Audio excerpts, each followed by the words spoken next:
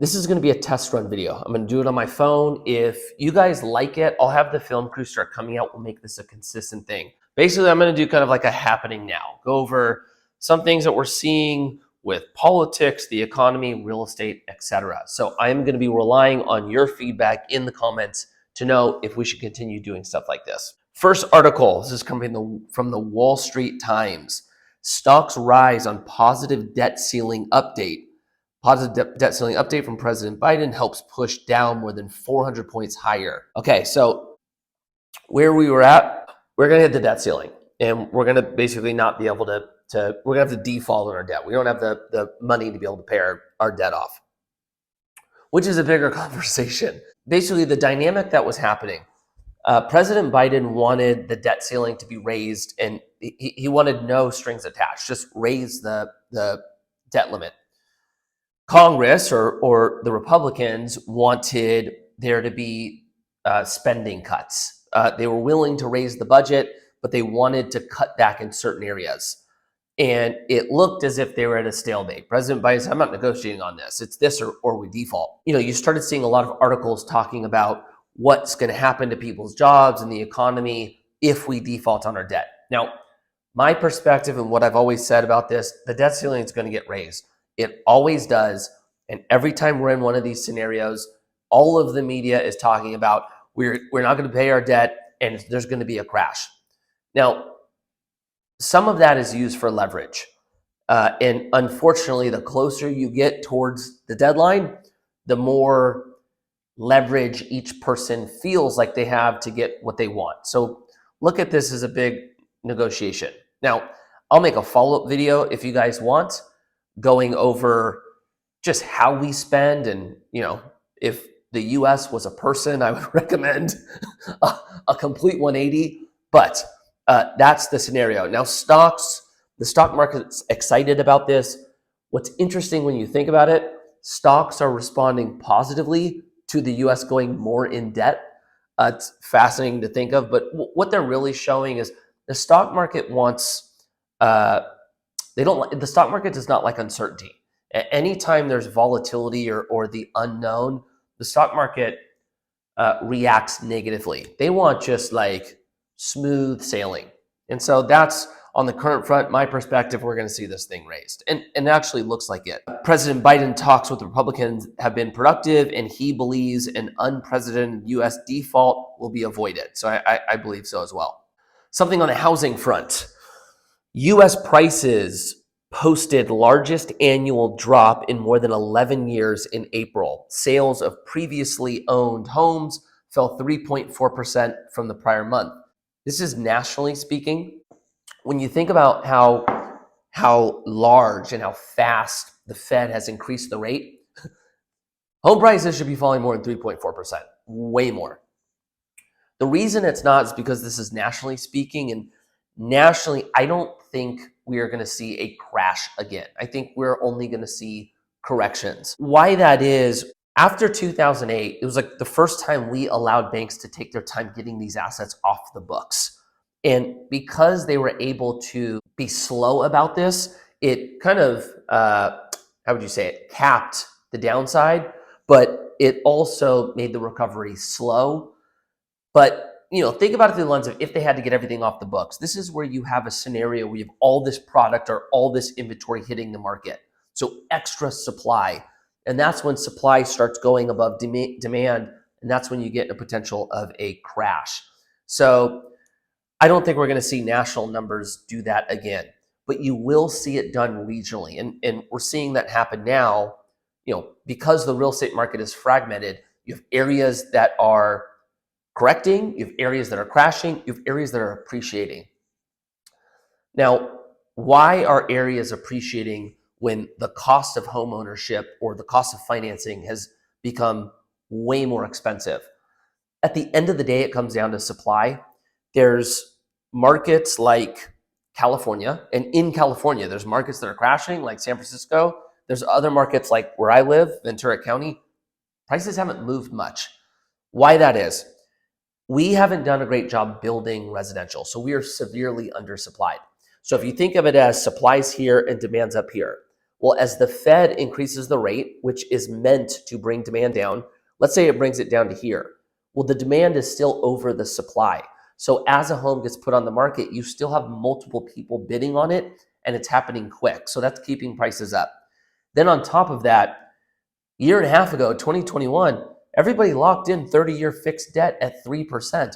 They're not selling right now. Even if you want to sell, you're not going to. And an interesting one, because this is something my parents are going through. My dad works a little bit, but there's no one in the house anymore. They're empty nesters. And so their house is a little bit big for them. And my mom and dad ultimately want to downsize. They're not going to downsize because they're going to sell their bigger house to get into a smaller house, and the smaller house is going to cost them more per month. So I think there's a lot of people like that are keeping the supply even more constrained and in turn driving prices up. Now, when you look at migration, and I'll make this fast, we're not just talking about this part. There are so many people that moved out throughout the nation because you no longer have to live where you work. You can, there's a hybrid model, but there's a remote work model now. And because of that, a lot of people went towards areas that had more affordable housing, it was cheaper. But when they did that, think of it through the example I gave before. If supply is here and now all of a sudden you have way more people coming into, let's say, Idaho, you now are doing this with the demand. And what does that do? That drives prices up, right? Now, what I think we're going to see there for the people that are like hoping for a crash, typically what you see is when demand's up here and supply's here and it's in an area that's easy to build, you're going to see a lot of developers go there because all this spread, that's money to be made. What happens is they typically overdevelop. And once they overdevelop, then all of a sudden vacancies start increasing. And then they have to start giving concessions or bringing prices down. And then you start seeing the price go closer to the cost to build or even below. Then you have the crash, and then the cycle starts all over again. So there's a good chance we see that here. Also, another way you could see a crash is if the economy gets so bad that you start seeing a lot of people losing jobs, and then they're in a position where they're just not able to pay their mortgage anymore. You start going through the foreclosure process. Something at the FHA did, for people that are distressed, they're allowing them to stretch out their loans to 40 years because it's easier than foreclosing on it. But if you start doing that at scale, I'm not even sure that 40-year stretch or the additional 10 is going to help.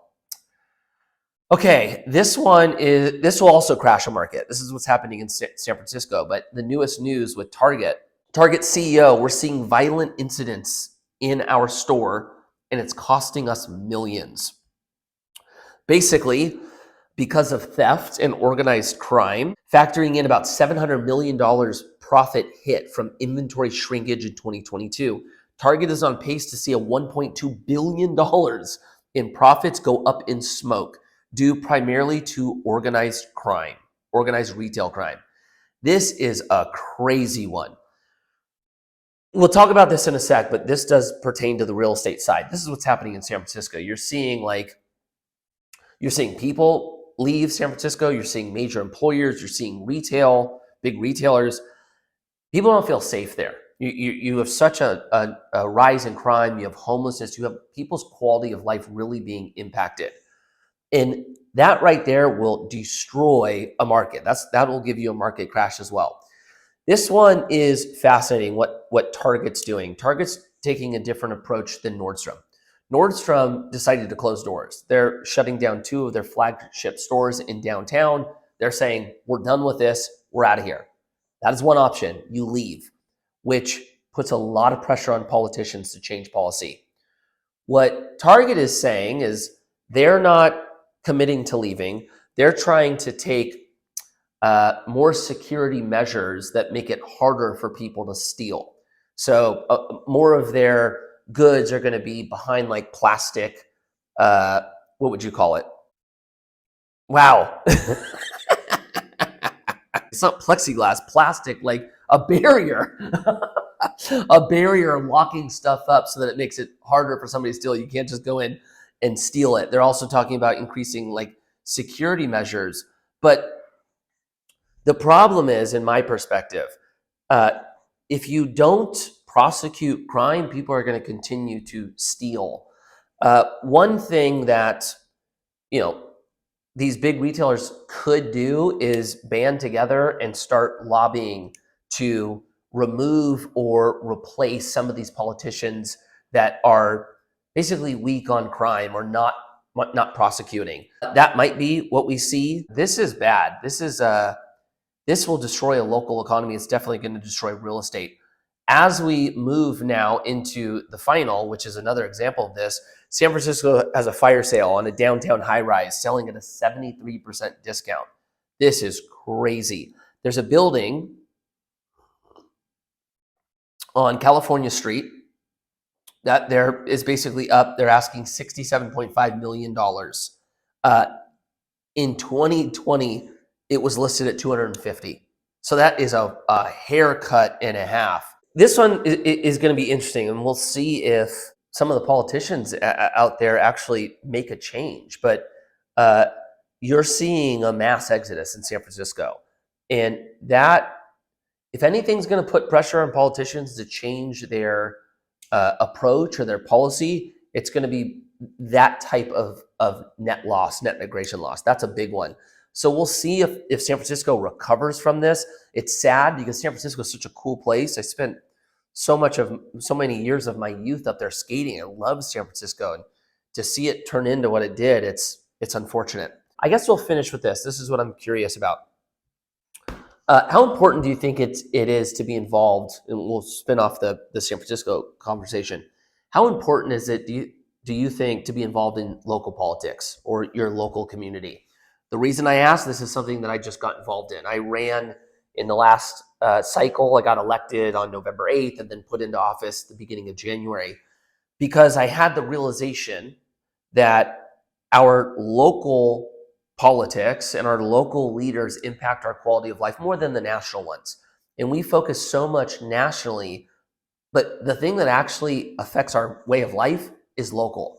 And so I got more involved because of that. When I was young, I didn't pay attention at all. I didn't know who my council members were. I didn't know who the mayor was. I didn't know who the supervisors were. Now I do. My question to you is, are you involved? Do you think it's important to be?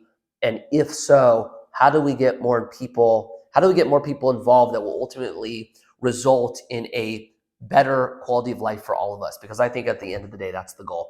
Let me know what you guys think. If you guys like these, I'll see you guys next week.